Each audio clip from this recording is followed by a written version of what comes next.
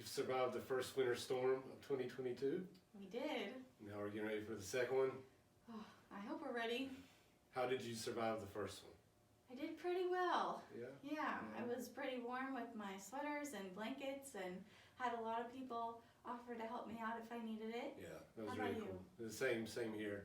Same here. We both were without power for over a day. Mm-hmm. It was about a day and a half. Yeah, it was 30 hours, I think, for my house. And I think you were about the same? Yeah, maybe a little bit longer, maybe around there. Yeah, no electricity, no internet. We used the last of our hot water to take our showers. It's like modern day cave people.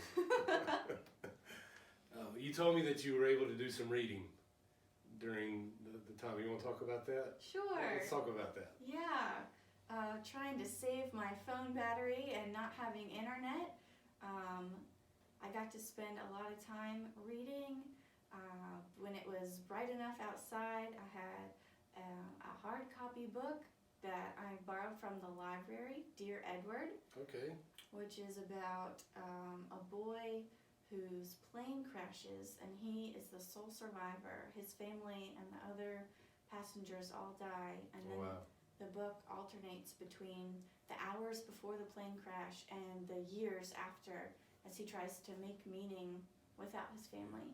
I like books that alternate like that, back and forth between a present reality and a past one, or in terms of themes too. I like books that do that. Or different characters' perspectives around the same story. Yeah, I like it. I can get sometimes lulled to sleep in just continuous streams of narrative, and I like stuff like that.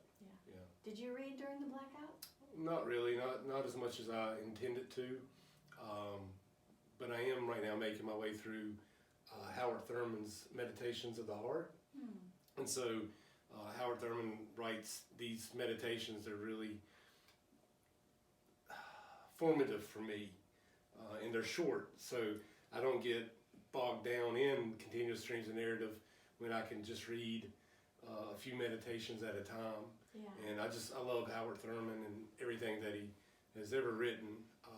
It's just good stuff for me. He speaks my language, and he challenges me to go further with my own soul care, and I think that's something that's important for all of us, and maybe especially for us as pastors too, right? To make sure that as we tend to the souls of others, we're also tending to our own. And so that's why right now I'm reading Dr. Thurman. Absolutely, so good. Yeah. And the brevity can make it easier to say, just one more chapter, and then you keep reading. Yeah, absolutely. So, along those lines, if Katie were to write a book, what would Katie write? I think Katie would write about community, maybe especially community in the midst of tragedy. Nothing that hasn't been said before, probably. But if I could make it in like a memoir style.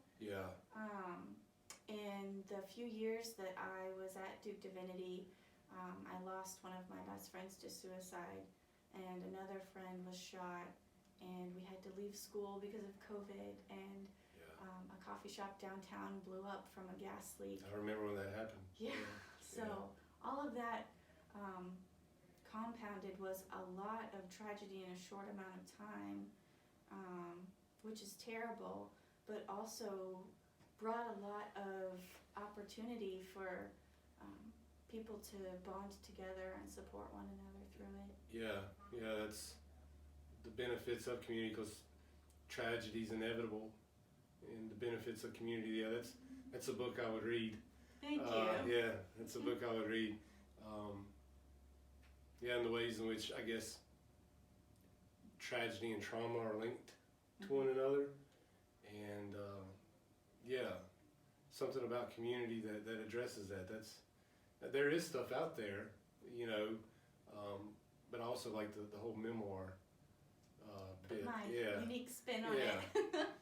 And also also the bridging together all the other voices, because a lot of times you get a real community-minded book and it just focuses on community in a broad sense, but really narrowing the focus down on the tragedy or the trauma. Oh yeah, being able to talk about how my specific friend group help each other through those things, I think would be what made it kind of special. Yeah, awesome. Yeah. Well, maybe the saints at Pioneer United Methodist Church can give you like a page year off Yeah. to maybe be able to write that. Yeah, I like that idea. What about you? If you could write a book, what would Jabe write about? I've been thinking about that a lot lately. I'm a huge fan of memoir. And based off of the way that my life has unfolded, it would be way stranger than fiction. That's a good title. Yeah. So I really would like to do memoir more so than like autobiography, because memoir has this, for me, a very spiritual kind of vibe to it. But at the same time, I almost want to try my hand at fiction, and maybe a bridging together of the memoir qualities of my life in a work of fiction. Cool. But do you have ideas for a fictional story that you're working out? no, not really. Usually my writing process is one, it just happens. I can't whiteboard it. You know what I mean? I can't whiteboard possible characters and things of that nature. But I've known so many characters in life. I've known so many characters in life, and I think that it could come about rather easily. Again, with a year paid writing vacation, it could be on your shelf in no time. Oh yeah. Yeah, but I do want to chronicle like some of the things that I've lived through that I probably shouldn't. Yeah. From those years, from the time I was 14 until 22, 23. Those years, they have some things in there that's hard for me to believe.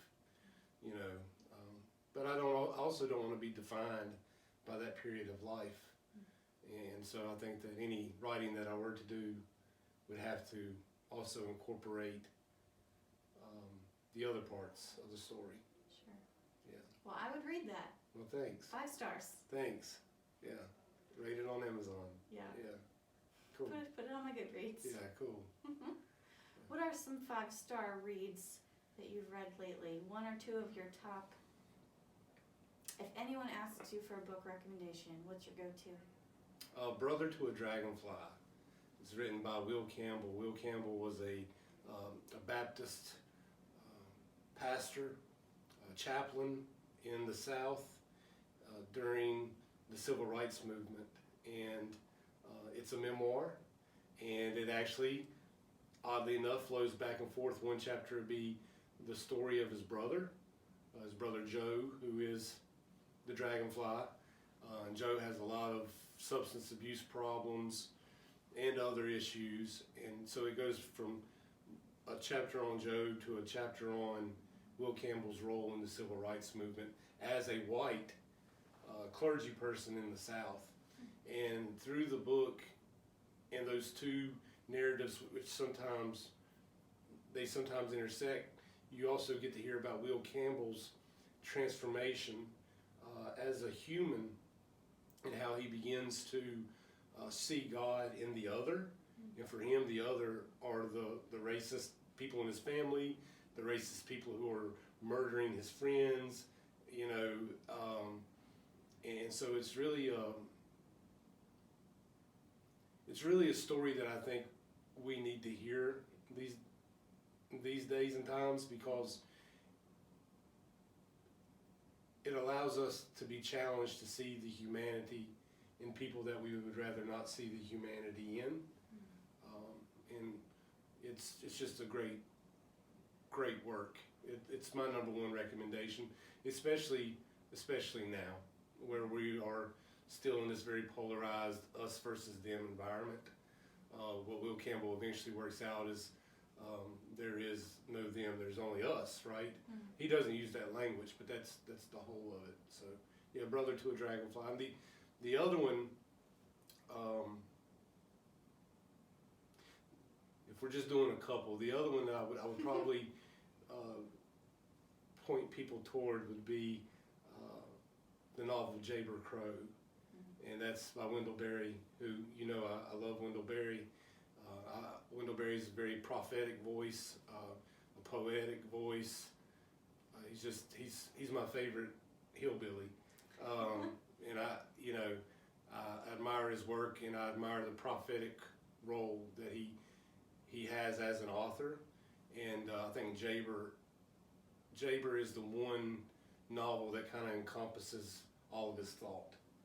So that's the one, and plus it's got like this love story aspect to it, which is kind of cool, but a lot of it's metaphor too. So it's just, as a Wendell Berry fan, that's the one I would point people toward if you want to know what Wendell's about.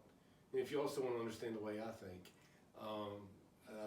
Wendell's a key person. Okay. What about you? Fascinating. My go-to is typically The Book Thief, which is set in World War II. It follows the story of a young girl as she is taken in by her foster parents, and she grows to love them.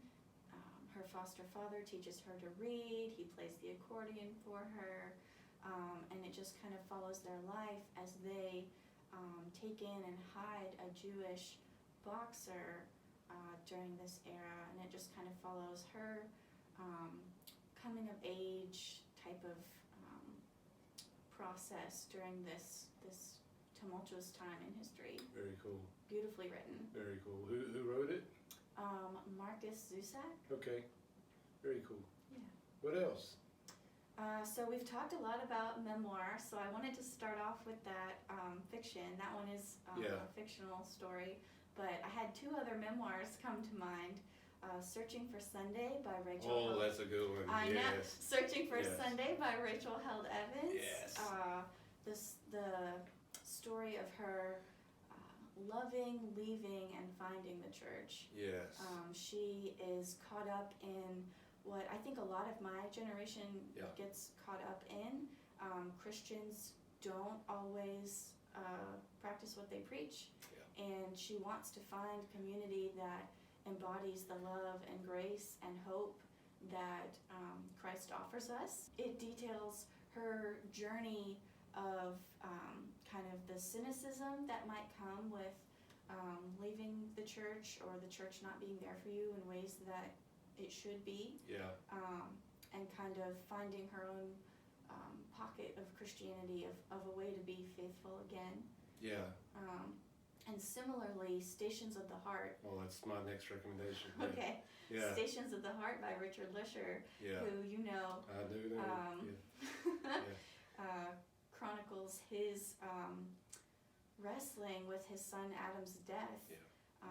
How Adam, remains faithful, is kind of working out his baptism even as he suffers from cancer. Yeah. Just hope in the midst of grief, life after death. There's a quote in there I'm going to try to get right that is so beautiful. We are never so full of love for each other that we do not need to sit at the table and break bread. We are never so full of God that we don't need Him to come to us in the bread and wine. Yeah, that's powerful. I tried to remember. Yeah, it's powerful, Katie. Yeah. And Rick Lischer is my favorite teacher. Yeah, you studied from him before he left. I had a few chances too, and I'm very fortunate. He's my favorite teacher and my favorite preacher. And I first met him a year or two after Adam's passing. Oh, wow. and didn't realize that was part of his journey in this life. And at that time, he was actually working on Stations of the Heart. Okay. Yeah, and so when it first came out, I had another class with him, a Preaching the Parables class, and it came out and I read it. It's one of the only books that I've ever read in a 24-hour period.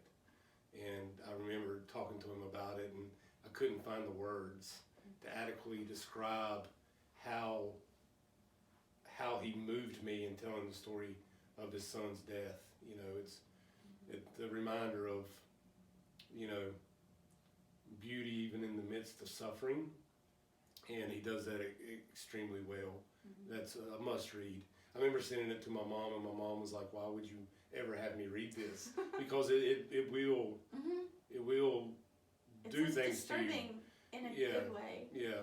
Like Howard Thurman said in a meditation that I read just yesterday. Long before humans were thinking creatures, they were feeling creatures. I love that. Yeah, and Dr. Lischer makes you feel in that book. Yeah, you need to go get a copy of that, Church. Yes. And Rachel Evans is Searching for Sunday. I'm so glad you brought that up, because it's one that I think every Christian should probably read, especially Christians under the age of 50. You know, it's so good. And, you know, tragically the world lost her recently, and that is a tremendous loss to the world. It's a tremendous loss to the church. We need her voice to live on, and because she was good. Yeah. Really good. That book is, I think, going to be one that withstands the test of time. 100 years from now, people will still probably be talking about Searching for Sunday. Yeah. Not the first book she wrote.